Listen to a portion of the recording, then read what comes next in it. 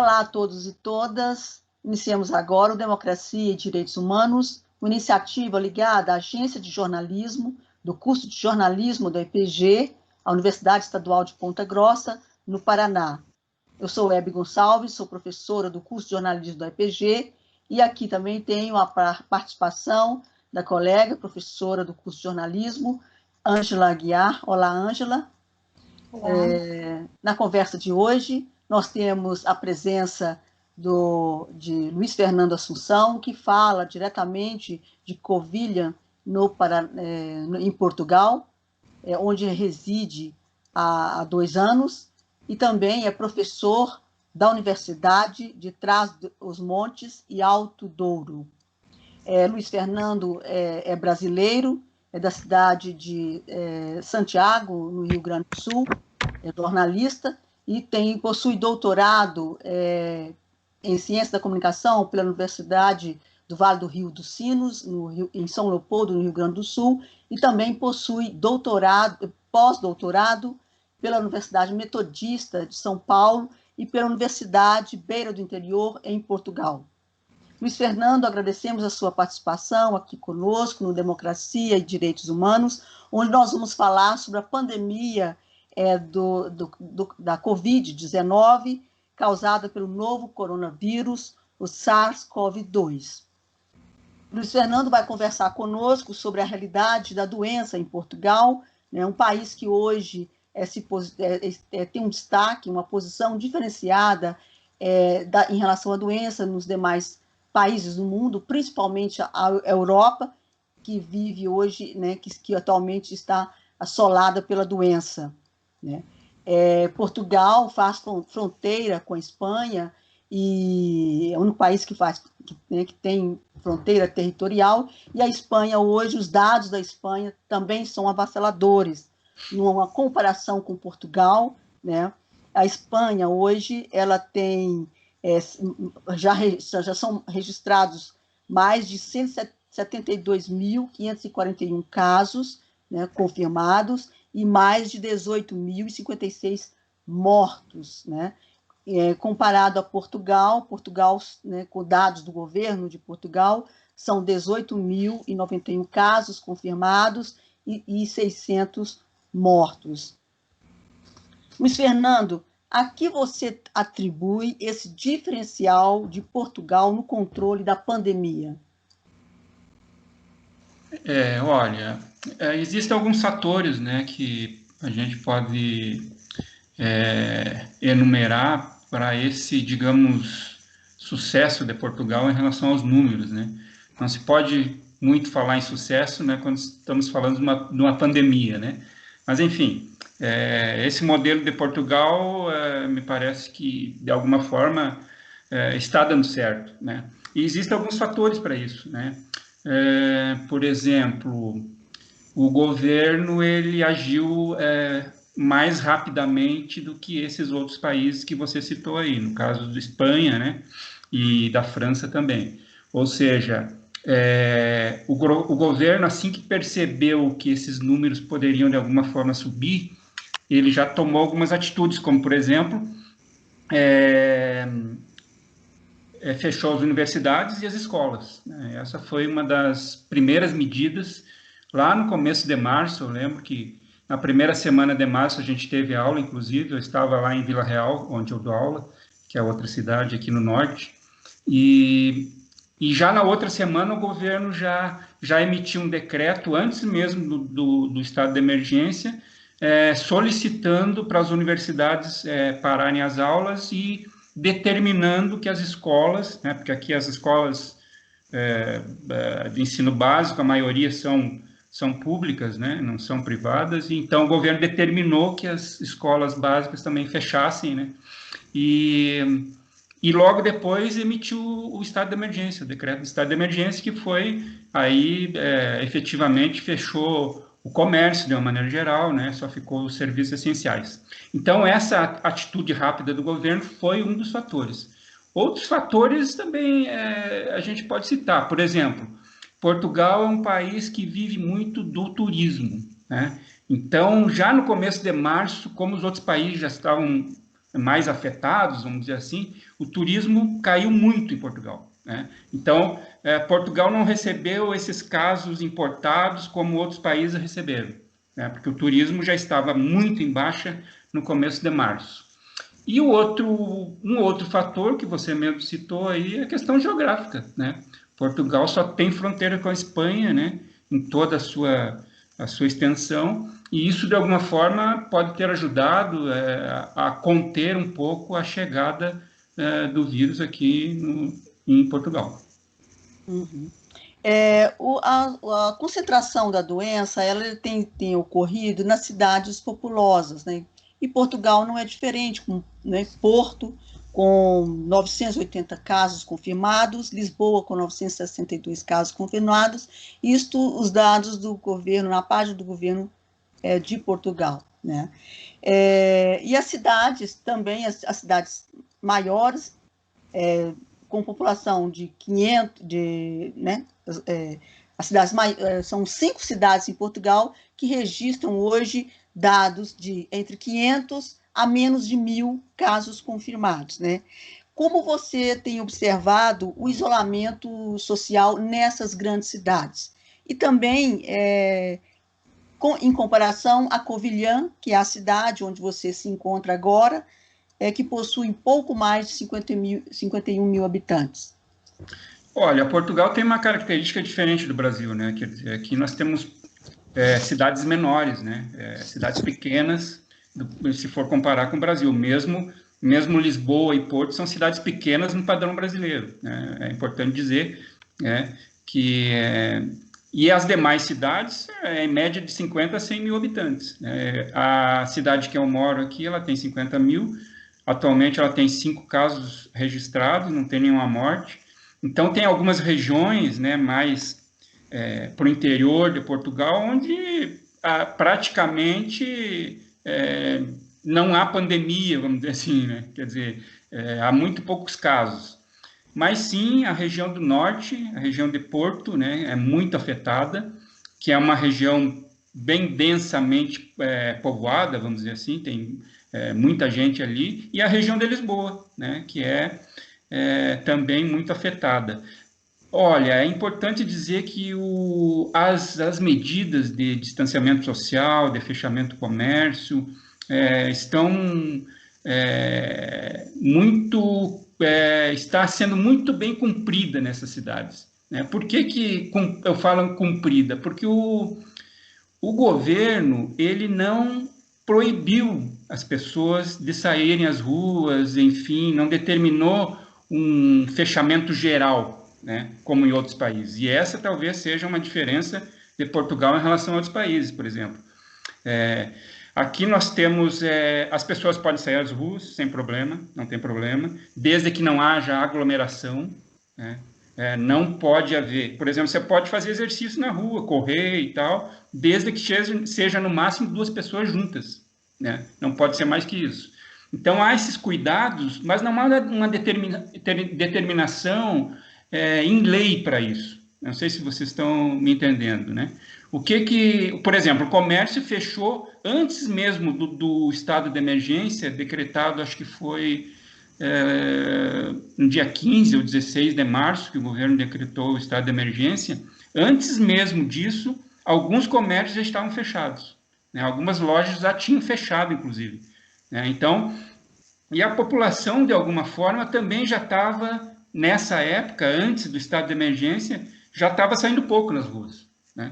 Então, hoje, tu vê cidades sem ninguém na rua. Aqui em Covilhã, por exemplo, você sai em determinado horário, não tem ninguém, não tem carro na rua, não tem gente, e isso acontece também em Lisboa e Porto, que você perguntou, também acontece lá, quer dizer, está muito, muito deserta a cidade, a sociedade portuguesa, de alguma forma, ela entendeu o perigo que é isso, né? O perigo de estar na rua e passar para outras pessoas o vírus, enfim. Então, ela mesma, a própria sociedade, né, se autoconscientizou da importância do isolamento social. É importante que, nesse caso, o governo foi apenas um mediador nessa ideia de isolamento social. É só uma questão, de fato, esse pânico, né, como pela proximidade de Espanha, e a doença, né, veio Itália, França, Espanha, né, e vocês, o último da ponta, como vocês conviveram com esse pânico, né? Houve esse pânico da sociedade em Portugal, da população, no modo geral? Não, não, curiosamente não houve pânico e não há pânico. As pessoas estão muito tranquilas e uma determinação do governo, que eu esqueci de citar lá no início, foi essa, de fechamento das fronteiras com a Espanha, né? Isso foi feito quando foi decretado o estado de emergência, as fronteiras com a Espanha já foram fechadas, né? Então, estão fechadas ainda, e agora na época da Páscoa, que são férias escolares aqui, né, em situações normais, a Páscoa ela é considerada férias escolares de 2 semanas aqui para os estudantes. E nesse período agora de confinamento, o governo ele reforçou esse olhar para a fronteira com a Espanha, né? Então, aumentou lá o policiamento, para as pessoas realmente não entrarem, né? Porque aqui em Portugal tem muitos moradores que trabalham em Espanha e na França, né? Então, eles deixam os familiares aqui em Portugal, vão trabalhar na França, na Espanha, principalmente na França. E o temor do governo de Portugal nesse período de Páscoa é que muitos imigrantes que estão na França pudessem voltar para Portugal para visitar seus familiares, etc. Então, houve um reforço na fronteira para evitar que essas pessoas voltassem para Portugal nesse período, né? Então, é isso. A Páscoa foi super tranquila, as pessoas não saíram de casa, quer dizer, não tem aglomeração aqui, é importante dizer, e também não tem pânico, as pessoas estão super tranquilas, enfim, talvez porque estejam conscientizadas da necessidade, né, de passar por esse período difícil e talvez retornar aos poucos às atividades em maio ou junho. Ok. Com você, Ângela. Luiz Fernando, obrigada por participar conosco aqui dessa conversa. O Brasil ele tem um sistema público e gratuito de assistência social e de assistência à saúde, né? Então, a gente tem o SUAS, que é o Sistema Único de Assistência Social, e o SUS, que é o Sistema Único de Saúde, né? Como funciona a assistência social e assistência à saúde em Portugal? São assistências oferecidas como benefícios gratuitos ou são serviços pagos? Sim, o Portugal tem o Serviço Nacional de Saúde, que é semelhante ao SUS do Brasil, onde as pessoas são atendidas, e ele não é totalmente gratuito, porque aqui em Portugal, por exemplo, eu citei as universidades antes, eu disse que a grande maioria, mais de 90% das universidades em Portugal são públicas, mas elas são públicas e são pagas, né? Quer dizer, mesmo pública, a sociedade mantém elas através de pagamentos, né? E o Sistema Nacional de Saúde é a mesma coisa. É um sistema público, mas é pago. Um exemplo, você vai fazer um exame, um check-up de exame de sangue num posto de saúde qualquer na sua cidade. Você vai pagar por isso, certo? Vai pagar a consulta e vai pagar o exame. Só que são valores simbólicos, por exemplo. Você vai fazer um check-up de exame de sangue, aí você vai pagar em torno de 3, 4 euros por todos os exames, certo? E uma consulta vai ficar em torno de 5 euros, 4, 5 euros. Então, são valores simbólicos, mas que são pagos. E todas as pessoas têm acesso, né? Todas as pessoas que têm um número de utente, que eles chamam aqui, utente para eles é usuário, e quem tem esse número está coberto pelo Sistema Nacional de Saúde. Inclusive, agora, na pandemia, o governo tomou uma atitude de regularizar todos os imigrantes que estavam ainda à espera de regularização. Por que o governo fez isso? O governo fez isso para que essas pessoas tivessem cobertura do Sistema Nacional de Saúde durante a pandemia, ou seja, elas pudessem ser identificadas, controladas, encaminhadas para hospitais, se fosse o caso, Então, o governo teria esse controle numérico dessas pessoas. Então, o governo decidiu, logo durante ali o estado de emergência, legalizar todos esses imigrantes. Então, isso também ajudou, né, a controlar um pouco essa pandemia. Então, esse sistema público, nesse momento, ajudou em Portugal também. Sim, com certeza está ajudando, né? E os números vocês devem ter visto, os números de Portugal são extremamente tranquilos, né? Por exemplo, hoje eu verifiquei que existem 200 e poucas pessoas internadas em unidades de tratamento intensivo no país inteiro.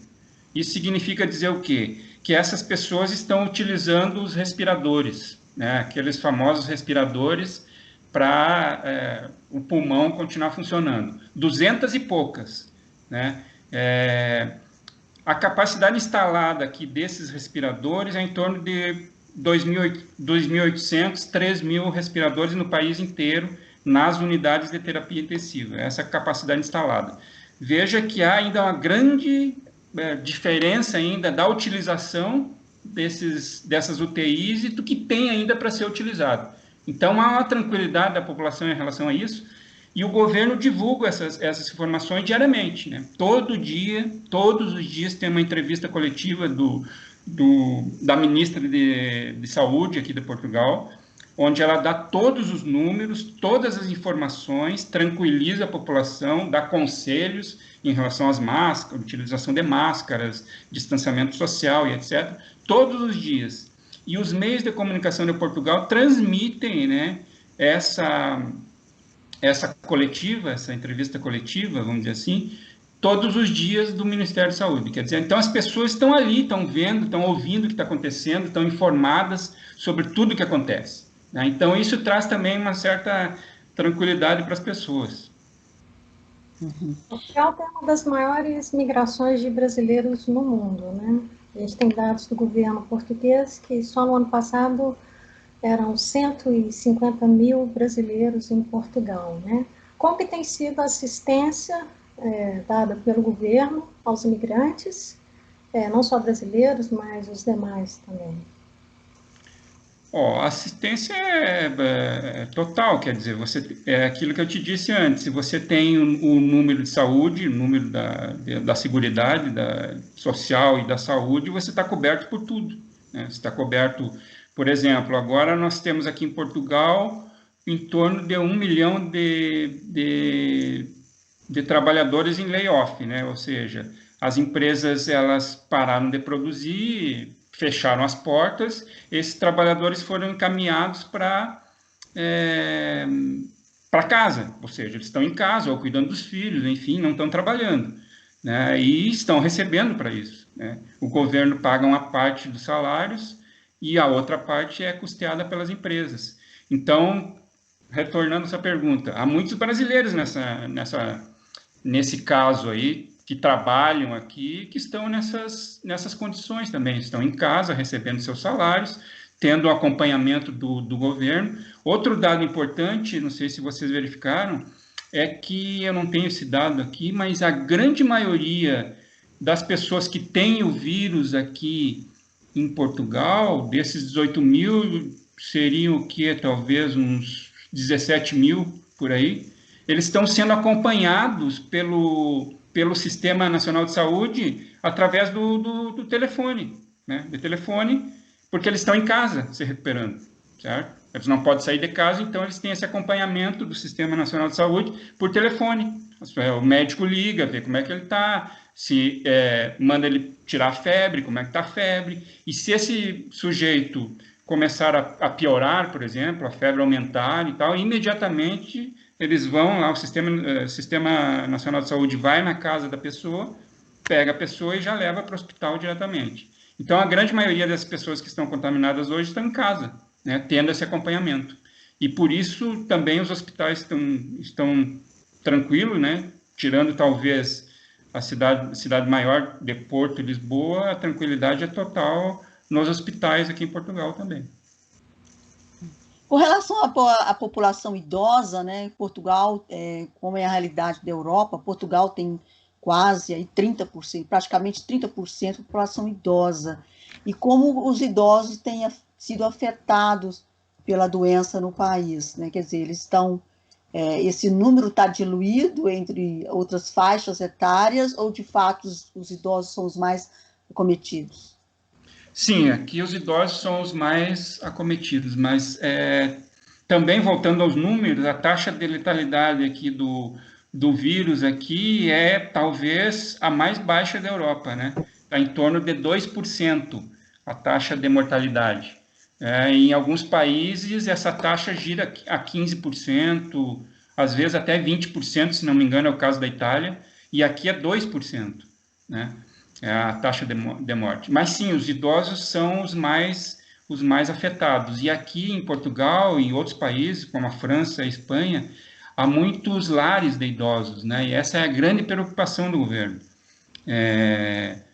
De tentar controlar esse vírus nesses lares, né? Porque tem lares aí com 50 idosos, 60 idosos, 100 idosos, enfim, né? Então, a preocupação do governo é impedir que esses lares sejam contaminados. Já teve alguns casos lá no norte de lares que os idosos tiveram que ser retirados dos lares e levados para outro local em função de terem sido contaminados ou ter um caso de contaminação dentro do local.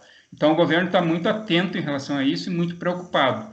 Hoje, eu diria que a maior preocupação do governo aqui de Portugal em relação a essa questão do vírus é relacionada a esses lares de idosos que existem no país inteiro, né? Porque lá o governo entende que pode ser um foco de uma segunda leva, vamos dizer assim, desse vírus, né? Que está mais ou menos controlado aqui no país.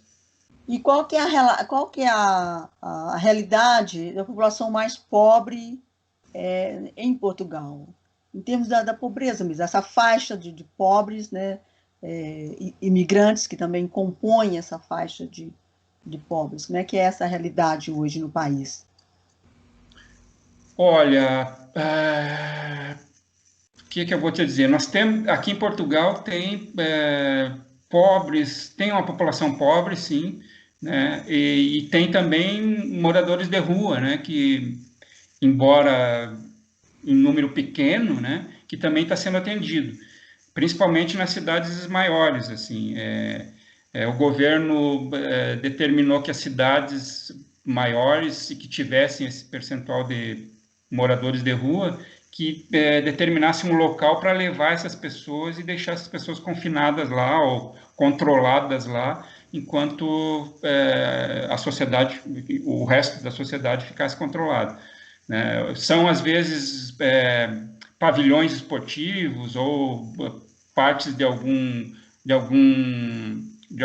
prédio público, enfim, que foram preparados para essas pessoas, né, serem levados para lá. Eles recebem alimentação, acompanhamento médico e tudo mais. Mas é um número baixo de pessoas, não é um número que vá, por exemplo, preocupar o governo em relação à disseminação do vírus, né, porque é um número muito pequeno de pessoas. Em relação à população mais necessitada, que moram em casas e tal, essas pessoas, cada cidade tem o seu mecanismo de atendimento a essas pessoas. Por exemplo, aqui em Covilhã, que é uma cidade de 50 mil habitantes, nós temos umas 2 ou 3 entidades de acompanhamento dessas pessoas que são basicamente idosos, que têm uma condição financeira um pouco mais difícil, vamos dizer assim, né? Então, essas pessoas são acompanhadas semanalmente ou diariamente por essas instituições, levam alimentos, medicamentos, fazem exames, tiram a pressão, fazem ver se tem febre, enfim, todas as questões, através desse acompanhamento. Então, cada cidade tem o seu próprio acompanhamento dessas pessoas que precisam de uma atenção maior, né, em relação à questão financeira, principalmente. Com relação à imprensa, né, como que você acompanha a cobertura da imprensa de Portugal na pandemia do coronavírus, considerando aí a nossa realidade brasileira, que hoje a gente vive a imprensa vive esse enfrentamento com o governo, né? Eu me refiro a o acompanhamento da imprensa e governo nessa relação imprensa e governo, na divulgação das informações, considerando que nós estamos hoje vivendo no Brasil com um embate do governo federal de Jair Bolsonaro? Olha, primeiro, não há nenhum embate da imprensa com o governo aqui, ponto. Quer dizer, a imprensa, ela é, inclusive, muito pautada pelo governo hoje, a imprensa aqui em Portugal. A mídia, de uma maneira geral, é pautada pelo governo. Por quê? Porque o governo determinou algumas fases de enfrentamento do vírus, da pandemia, e a imprensa está indo, pautando a sua atuação em cima dessas fases, né? Por exemplo, só agora, essa semana, que eu vi que as televisões, por exemplo, os telejornais, estão começando a discutir mais aprofundadamente a questão econômica da pandemia, né? Quer dizer, anteriormente, o que a mídia estava discutindo? As questões sanitárias, de saúde, de mortes, gráficos, etc., a curva, como está. E agora, nessa fase que o governo já fala um pouquinho em afrouxar um pouquinho essas regras de confinamento, a mídia começa a discutir e debater a questão econômica, né? Então, veja que aí já há uma diferença em relação ao Brasil, né? Me parece que, pelo que eu tenho visto no Brasil, a discussão econômica está antes da discussão sanitária, né? Quer dizer, se discute primeiro se vai perder o emprego para depois se vai morrer ou não, né? Aqui é o contrário, aqui as pessoas primeiro estão discutindo as questões sanitárias e a mídia vai nessa linha do governo. E agora, como te disse, essa semana começou essas discussões do PIB, quanto que vai ser a queda do PIB, quantas pessoas poderão ficar desempregadas, o que o governo vai poder fazer em relação a isso daqui a 1 ou 2 meses. Começou a se discutir isso, né? Então, eu vejo que há essa diferença em relação à mídia brasileira, né? Que é muito mais polêmica do que aqui, tradicionalmente, né? E na Europa você vê esse descompasso, ou esse compasso também, né?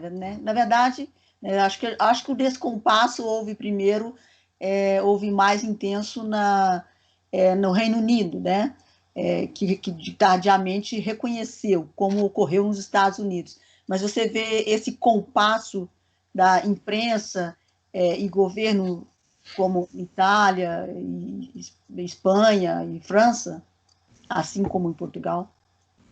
Olha, acho que não, né? No Reino Unido me parece que houve um embate feio ali no início, talvez, né? Que o próprio Boris Johnson não acatou algumas determinações de saúde, tipo confinamento e etc. E o Reino Unido acabou explodindo o número de casos lá no Reino Unido e a mídia, claro, obviamente, né, entrou em embate com o governo. Me parece que é uma característica própria de Portugal esse alinhamento, não vou dizer um alinhamento, né? Talvez não seja um alinhamento, não seja a palavra certa para explicar a atuação da mídia de Portugal em relação à pandemia. Talvez seja a mídia está se agendando pelo governo. O governo está fazendo um agendamento da mídia, poderíamos dizer assim, né? Através de suas etapas de seu planejamento que ele fez em relação à pandemia. A mídia está fazendo esse planejamento em cima desse planejamento do governo, né? Quer dizer, então, me parece que é isso. Em relação à Itália, eu não poderia te responder, porque eu não tenho acompanhado realmente a questão, mas na Espanha, a questão também está bem complicada em relação ao governo, à mídia e à oposição do governo. Quer dizer, lá há um embate muito grande entre o governo, a oposição, que está batendo muito forte no governo, e a mídia também, que está batendo muito forte no governo. É outra característica bem diferente daqui de Portugal. E aqui em Portugal, não é apenas a mídia que está alinhada nessa questão de vamos vencer o vírus primeiro para ver depois o que acontece, né? Os próprios partidos de oposição ao governo estão alinhados com o governo.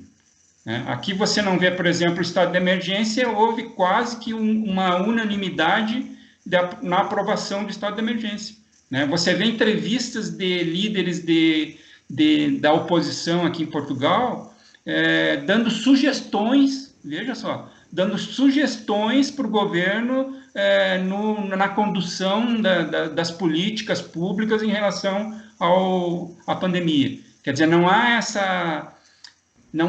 essa briga entre oposição e situação aqui em Portugal, né? Está todo mundo focado numa coisa, tirar Portugal dessa pandemia da melhor maneira possível, né? Então, me parece que há essa conscientização, né?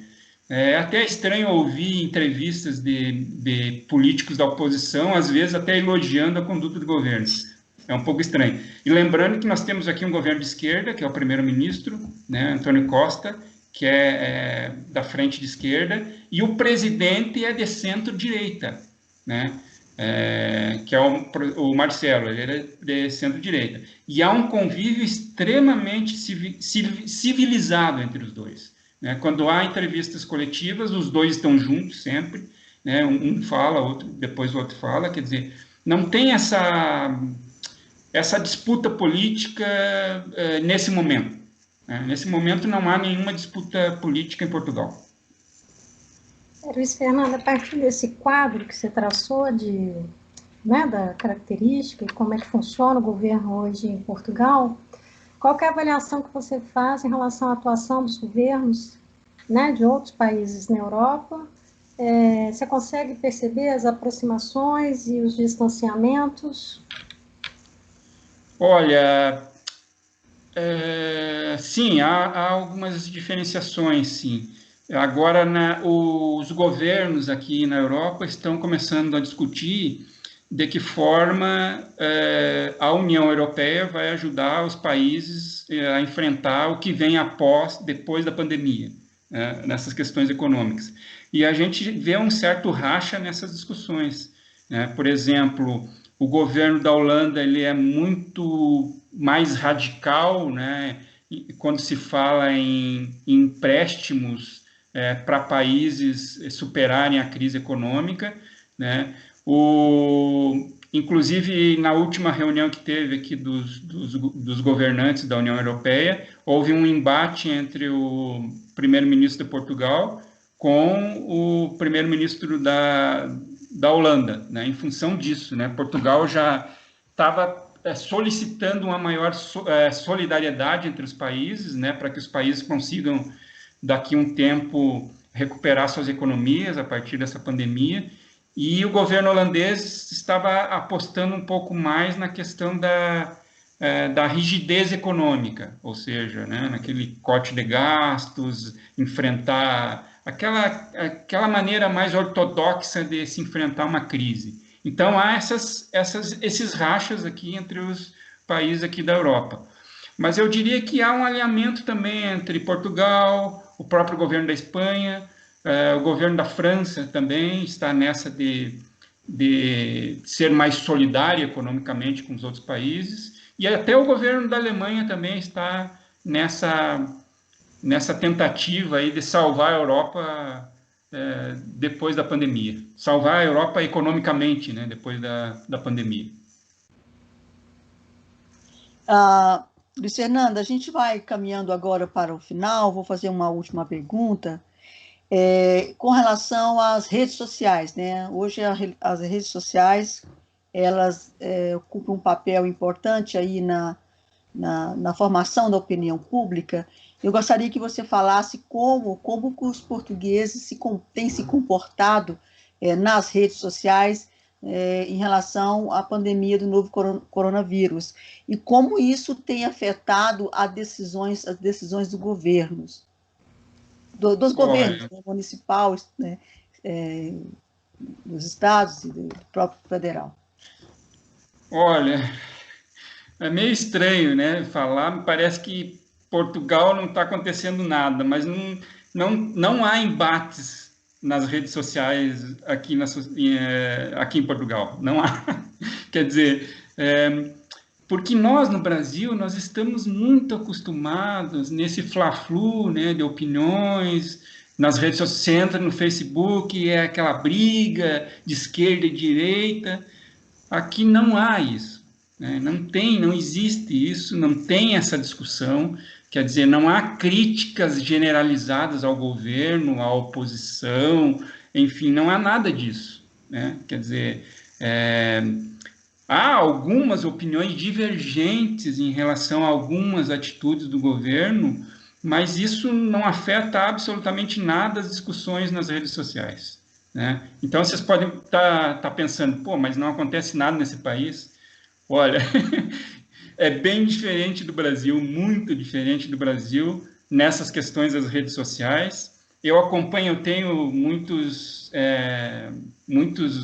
relações com portugueses nas minhas redes sociais e com brasileiros, e eu acabo ficando nas discussões com os brasileiros, porque os portugueses ficam quietos, né? Eles não falam, não dão as opiniões, ficam na dele, e quando dão as opiniões, não são opiniões agressivas, absolutamente, são opiniões mais centradas, né?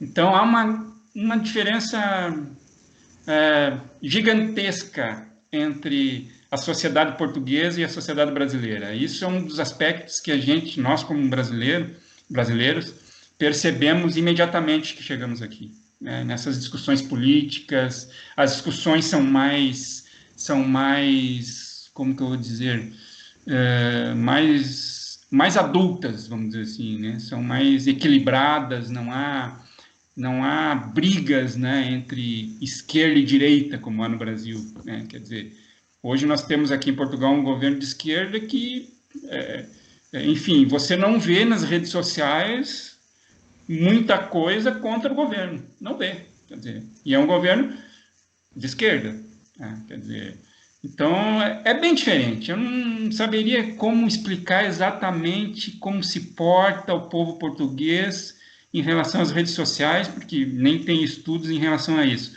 Mas, por exemplo, vou te dar um exemplo. As pessoas aqui em Portugal usam muito pouco o WhatsApp, para você ter uma ideia, né? Muito pouco. Eles preferem telefonar, pegar o telemóvel, né, e discar e falar com as pessoas. Eles preferem isso a utilizar o WhatsApp. Uma coisa que é muito estranha em relação ao Brasil, né, porque aí no Brasil a gente vê esses grupos de família do WhatsApp mandando fake news, etc.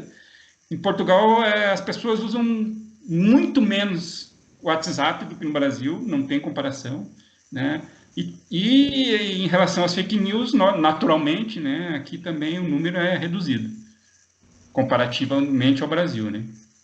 Em relação a isso que você está falando, no Brasil, e acho que em outros lugares também, a gente tem visto crescer o debate em relação à questão da informação e da desinformação em função do impacto das fake news na formação da opinião pública, né?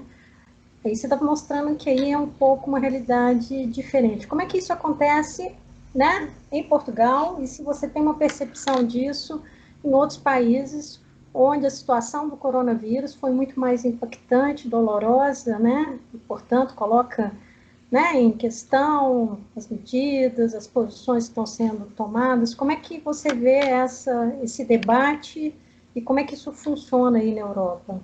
Olha, eu não sei se talvez o fake news tenha, de alguma forma, sido supervalorizado no Brasil, principalmente nas redes sociais, né? Porque aqui, por exemplo, em Portugal, que é o caso que eu posso falar, nessa pandemia, eu não vi nenhuma fake news ainda nas redes sociais feitas por portugueses, não vi nenhuma, não tem, quer dizer, porque é um assunto sério, né? Não dá para fazer não dá para... veja, quem faz fake news em relação à pandemia, quer dizer, é complicado, né? É um assunto muito sério que as pessoas precisam estar conscientizadas da importância de entender aquele assunto, né? Talvez aí também tenha uma diferença em relação ao Brasil.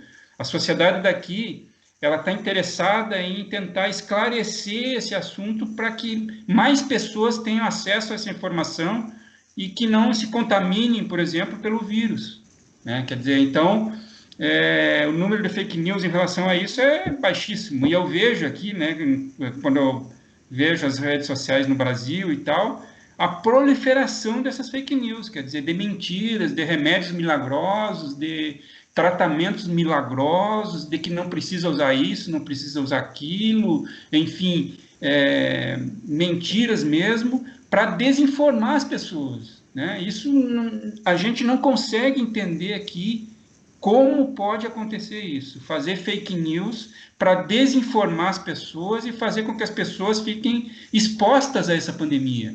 Quer dizer, é uma coisa absolutamente inaceitável aqui em Portugal, né? As pessoas não aceitam esse tipo de coisa.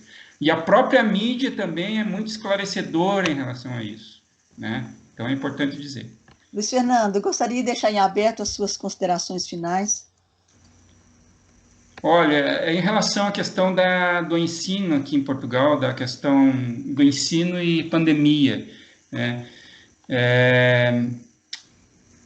Está havendo aqui algumas dificuldades em relação ao ensino, por quê? Porque Portugal, tanto nas universidades quanto nas escolas, né, de ensino básico e secundário, está tendo uma dificuldade grande dos professores se adaptarem a essa realidade de pandemia, né?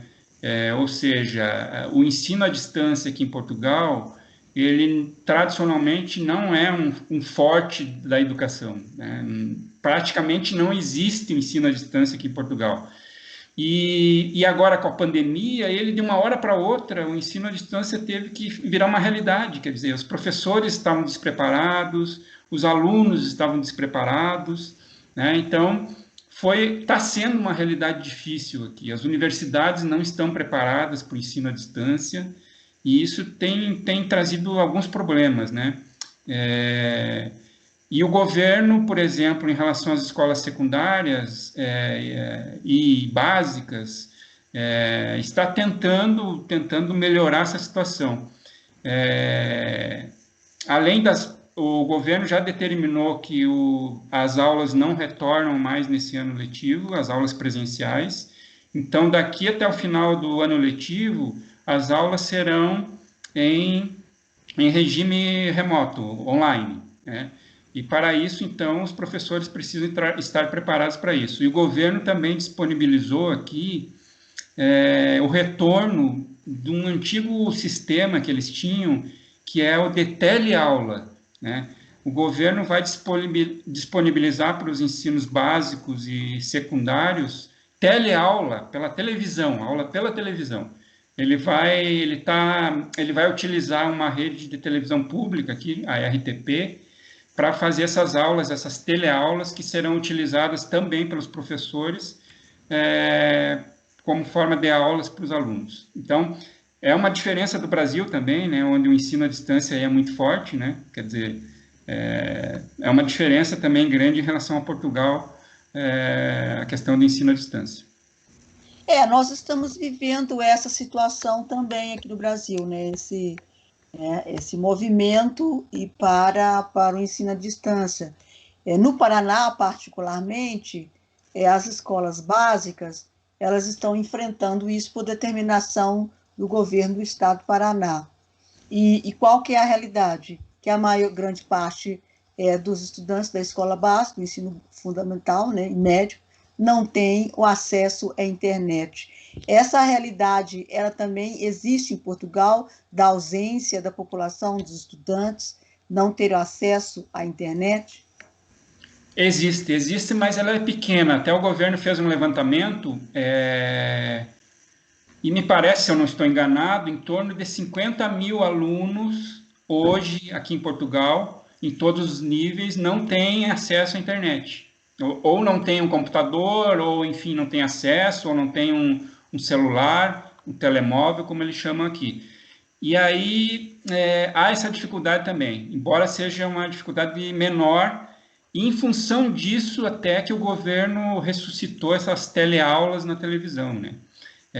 Mas eu já ouvi também uma declaração do primeiro-ministro aqui, António Costa, que no início do próximo ano letivo, que começa em setembro aqui, todos os alunos de todos os níveis já serão equipados com equipamentos da internet e informáticos. Ou seja, não sei, ainda é um plano do governo, eu não tenho conhecimento de como isso vai acontecer, mas ele garantiu que esses 50 mil alunos, já no começo de setembro, já terão acesso a isso tudo.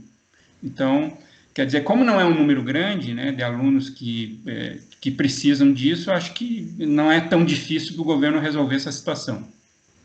Ok. Luiz Fernando, agradecemos muito a sua participação aqui conosco, a sua disponibilidade, e também agradecemos a contribuição da professora Ângela, agradecemos a você que nos acompanha, e voltamos com Democracia e Direitos Humanos. Até breve.